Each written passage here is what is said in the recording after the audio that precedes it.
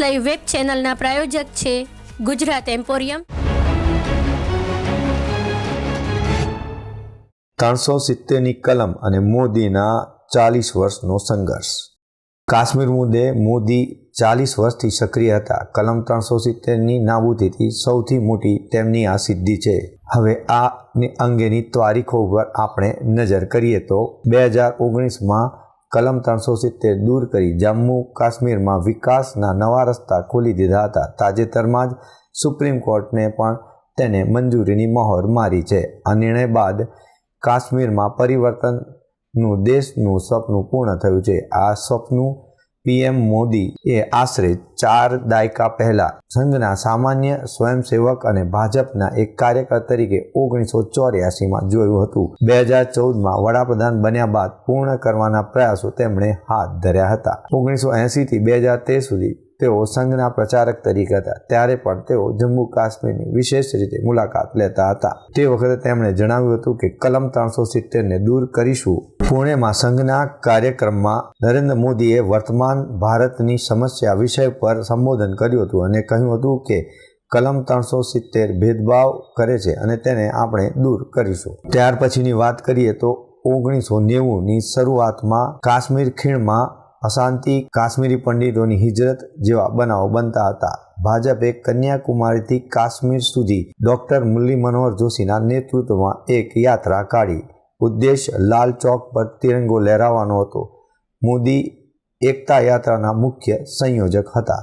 23 જાન્યુઆરી 1992માં એકતા યાત્રાની બસ પર આતંકવાદીઓએ હુમલો કર્યો અને આતંકવાદીઓએ ધમકી આપી કે જેણે માતાનું દૂધ પીધું હોય તેણે લાલ ચોક પર તિરંગો ફરકાવ્યો। આ સમયે જ મોદીએ જણાવ્યું હતું કે આતંકવાદીઓ સાંભળી લે કે 26 જાન્યુઆરીએ લાલ ચોક પર ફેંસલો થઈ જશે કોણે માતાનું દૂધ પીધું છે અને 26 જાન્યુઆરીએ એકતા યાત્રા શ્રીનગર પહોંચી, જ્યાં ભાજપના નેતાઓ સાથે શ્રીનગરમાં મોદીએ લાલ ચોકમાં તિરંગો ફેલાવ્યો। ભાજપના મહાસચિવ તરીકે નરેન્દ્ર મોદીએ 1993માં સમગ્ર કાશ્મીરનો પ્રવાસ કર્યો હતો।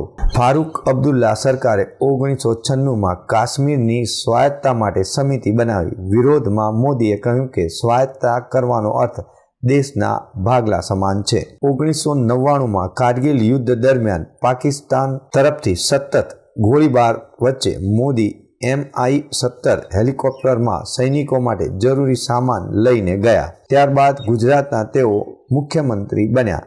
ડિસેમ્બર 2013માં મોદીએ જમ્મુ કાશ્મીર સ્ટેડિયમમાં રેલી કરી કલમ 370 અને 35A ને કારણે SC, ST, OBC અને મહિલાઓ સાથે થતા ભેદભાવનો મુદ્દો ઉઠાવ્યો। વડાપ્રધાન બન્યા બાદ મોદીએ ખાસ કાશ્મીર પર ધ્યાન કેન્દ્રિત કર્યું હતું। 7મી સપ્ટેમ્બર 2014એ કાશ્મીરમાં વિનાશક પૂર આવ્યા ત્યારે તેઓ હવાઈ નિરીક્ષણ કરવા પહોંચ્યા અને 1000 કરોડની રાહત આપી અને જન્મદિવસની ઉજવણી પણ કરી ન હતી। 23 ઓક્ટોબરે પીએમ બન્યા બાદ મોદી સિયાચીને પહોંચ્યા અને 10 વર્ષ પછી પીએમ અહીં પહોંચ્યા હોય તેવો બનાવ બન્યો। નવેમ્બરમાં સેનાની ફાયરિંગમાં 2 લોકોના મોત પર કહ્યું કે સેનાએ ભૂલ સ્વીકારી અને 30 વર્ષમાં પહેલીવાર આવું બન્યું। 5 નવેમ્બરે મોદીએ કહ્યું કે આતંકવાદીઓ બાળકોના ભવિષ્યને સળગાવી રહ્યા છે। તેઓએ જણાવ્યું કે પથ્થરબાજો હવે ખેલાડીઓ બની રહ્યા છે। 2014માં પીએમએ કાશ્મીરમાં રમતગમતને પ્રોત્સાહન આપવા માટે પેકેજની જાહેરાત કરી। જમ્મુના મૌલાના આઝાદ સ્ટેડિયમમાં શ્રીનગરમાં બક્ષી સ્ટેડિયમને અપગ્રેડ કરાયું। આતંકના ગાળામાં પથ્થરબાજ કરનાર યુવકોને હવે રાષ્ટ્રીય ખેલાડીઓ પણ બની રહ્યા છે। સ્વતંત્ર દિવસે મોદીએ એલાન કર્યું કે 2017માં મોદીએ કહ્યું કે ગોળીથી નહીં ગળે લગાવીને પરિવર્તન થશે। 2018માં તેમણે જણાવ્યું અમે ગળે લગાવીને કાશ્મીરની સાથે આગળ વધી રહ્યા છીએ। 5મી ઓગસ્ટ 2019ના દિવસે કલમ 370 ખતમ થાય એ પહેલ માટે પીએમ મોદીએ 18 વખત જમ્મુ કાશ્મીરની મુલાકાત કરી હતી અને ત્યારબાદ 2019માં કલમ 370ને દૂર કરવા માટે સંસદમાં બિલ લાવવામાં આવ્યું હતું। 2023માં સુપ્રીમ કોર્ટે આ બહાલીને મંજૂરી આપતા હવે 370ની કલમ ભૂતકાળ થઈ છે। પરંતુ આ 370ની કલમ દૂર કરવા અને તેની સાથે વડાપ્રધાન નરેન્દ્ર મોદીની દૂરંદેશી તેમજ વડાપ્રધાન નરેન્દ્ર મોદીનો સંઘર્ષ બહુ જ મોટો ભાગ ભજવ્યો હતો. જ્યારે એકતા યાત્રા પરત ફરી ત્યારે અમદાવાદમાં